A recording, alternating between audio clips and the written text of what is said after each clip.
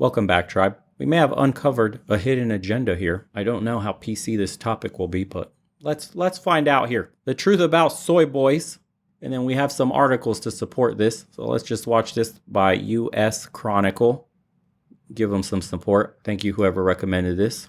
Let's get into it. Is soy food consumption turning men into pussies and making them more likely to adopt left-wing beliefs? You've probably seen the BuzzFeed Try Guys video where they measure their testosterone and it's literally half or less the normal level for a man. Their testosterone is so low, it's below the average for an 85 to 100-year-old man. We're all super freaking hot. Imagine my shock. Stop it right now. And as we know, the only men who seriously watch BuzzFeed are tofu-eating, male feminist virtue signaling, beta orbiter Soy Boys, which led me to this, one of the funniest things on Twitter. This guy compiled a huge list of the most virulently insufferable far leftists on Twitter. And guess what? They all consume soy products in copious quantities. Soy Boys. Remember Will Wheaton, the twat who insulted Christians immediately after the Texas church massacre of Christians. He's a soy boy. The pez-neck New York Antifa professor who constantly tweets about wanting cops to be killed. Damn, look at that Chad jawline right there with that pencil neck, dude, to support his small cranium. Holy shit, this guy slays.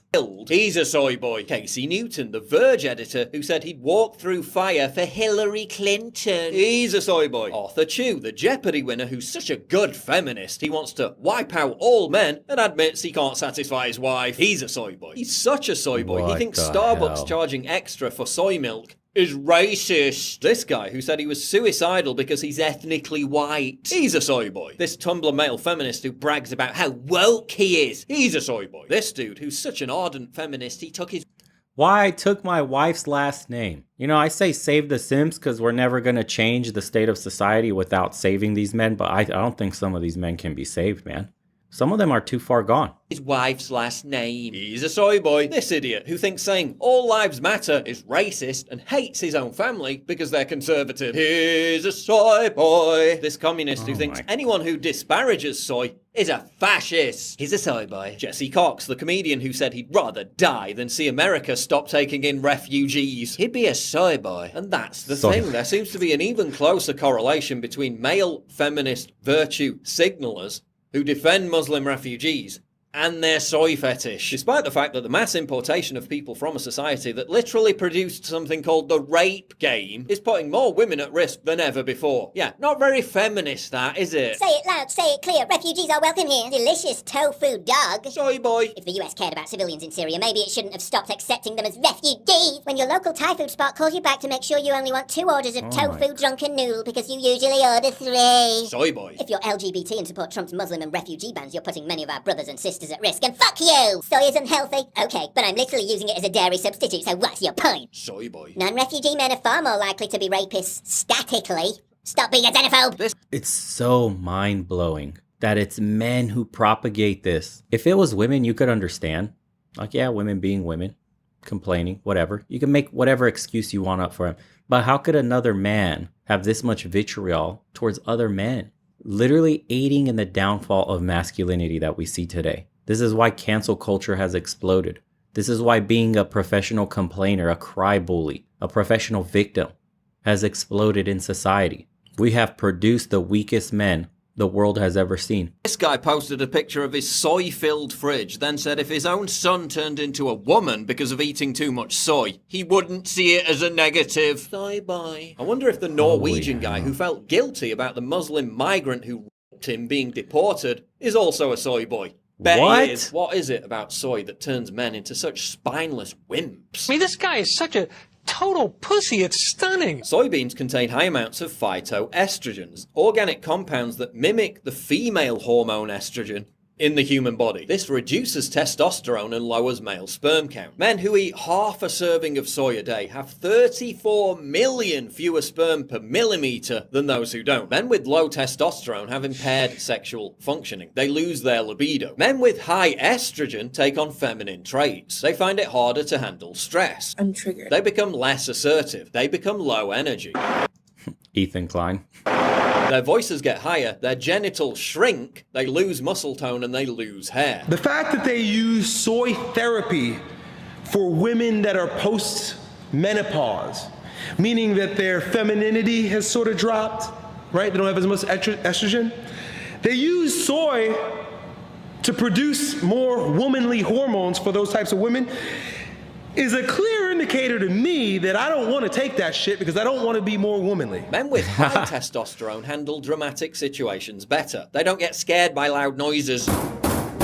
Low testosterone is also linked with mood swings and depression. It's a constant source of interest to me how my most obsessive and vehement haters on the left always relentlessly complain about how maniacally depressed they are. Not only do they complain about their mental health issues all the time, but they're the ones that usually project the hardest. Whatever they're accusing whoever of wronging or slighting them, it's them that actually do that. They're typically the most violent. They're the most hateful. They're the most divisive. It's these guys, the soy boy. Studies have repeatedly shown how liberals are more unhappy than conservatives. Every year since 1972, when Pew began its study, significantly more Republicans have reported themselves to be very happy compared to Democrats. Soy lowers testosterone, and low testosterone causes depression. Obviously, it's not the only factor, but consider this. In 1992, soy food sales in the US stood at $300 million a year. They now stand at over $4 billion a year. This has coincided with a substantial drop in men's testosterone levels in the US since the 80s. According to Dr. Thomas Travison and his colleagues behind one such study,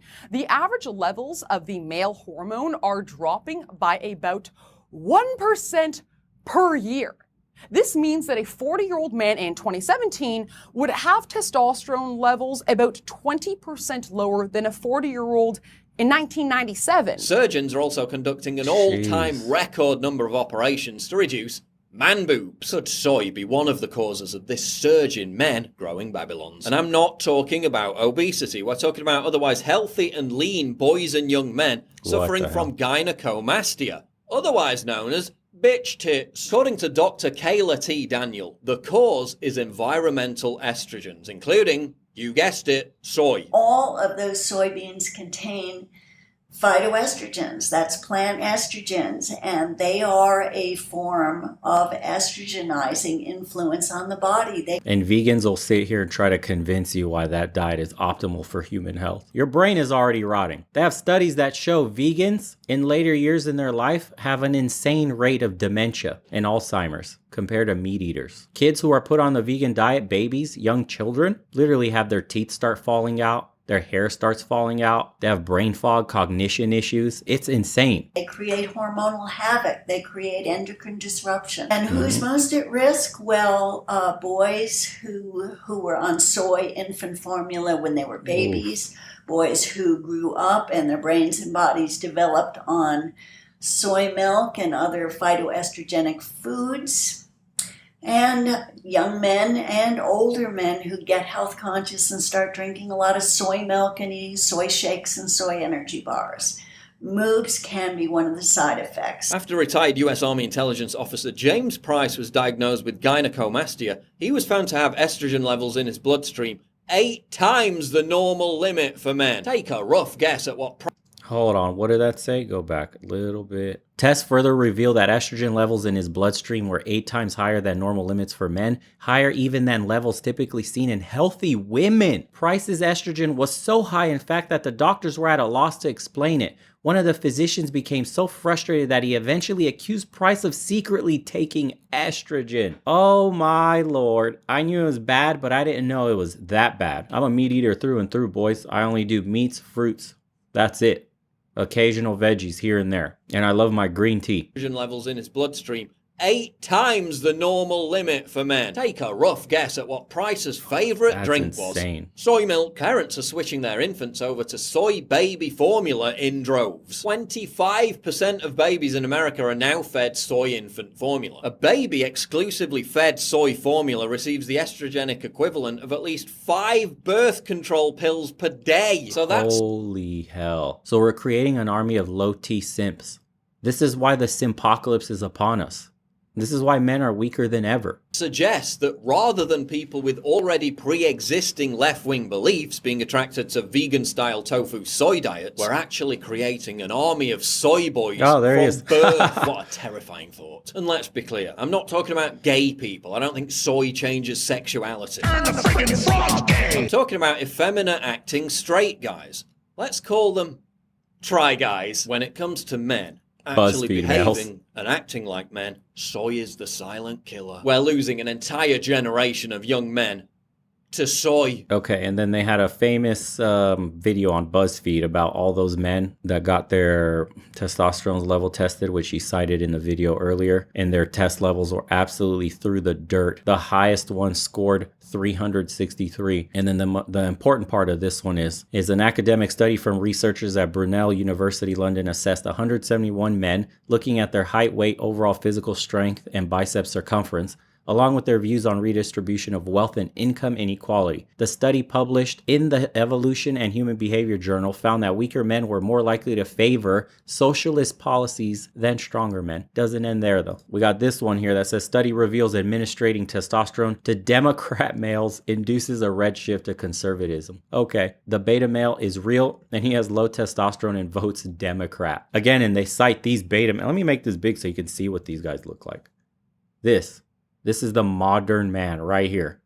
This is the epitome of masculinity. And they wonder why so many young men gravitate to men like Andrew Tate, Dan Bilzerian, strong men, successful men. How could a young man look at these effeminate women and be inspired? And one of the studies says testosterone administration induces a redshift in Democrats. And it was by Claremont Graduate University. And then it says right here, we tested the fixity of political preferences of 136 healthy males during the 2011 US presidential election season by administering synthetic testosterone or placebo to participants who had identified the strength of their political affiliation. Before the test treatment, we found that weakly affiliated Democrats had 19% higher basal testosterone than those who identified strongly with the party. When weakly affiliated Democrats received additional testosterone, the strength of their party fell by 12%, and they reported 45% warmer feelings towards Republican candidates for president. Our results demonstrate that testosterone induces a red shift among weakly affiliated Democrats. This effect was associated with improved mood. No effects were found of testosterone administration for strongly affiliated Democrats or strong or weak Republicans. Our findings provide evidence that neuroactive hormones affect political preferences. And another one says a study brings to mind a 2017 study stating that men who regularly lifted weights at the gym were more likely to consider themselves conservative. Our results suggest that wealthier men who are more formidable physically are more likely to oppose a left-wing redistribution of wealth, stated the study's authors. Essentially, they seem more motivated to defend their resources, but less wealthy men who are still physically formidable don't seem more inclined to support redistribution either. They're not demanding a share of the wealth. So socialism exploding today, cancel culture exploding today, victim mentality exploding today. All the things you see going on in culture today, the direction the culture is headed, the narratives being pushed, this veganism, soy diet, this toxic masculinity, working out, you shouldn't do it. It's okay to be weak. Not allowing men, online forums to get together and have conversations. They're keeping us separated. They're feeding us food that's dropping our test levels. And it seems like it's a long-term play that could get you thinking in a certain favor. I don't know. That's a cool conspiracy theory, bro. Just putting it out there. I mean, you can link the pieces however you want. And that's where I'll leave this video because if I put my tinfoil hat, it probably will get taken down. So another conversation to have over on Locals and Rumble. Please subscribe there if you haven't. Also, fight the proliferation of soy and all the excess birth control estrogen that's in our water. Join the Spartan Challenge. Clean up your diet. Take care of your mind, your body, and your spirit. And I'll see you guys on the next one.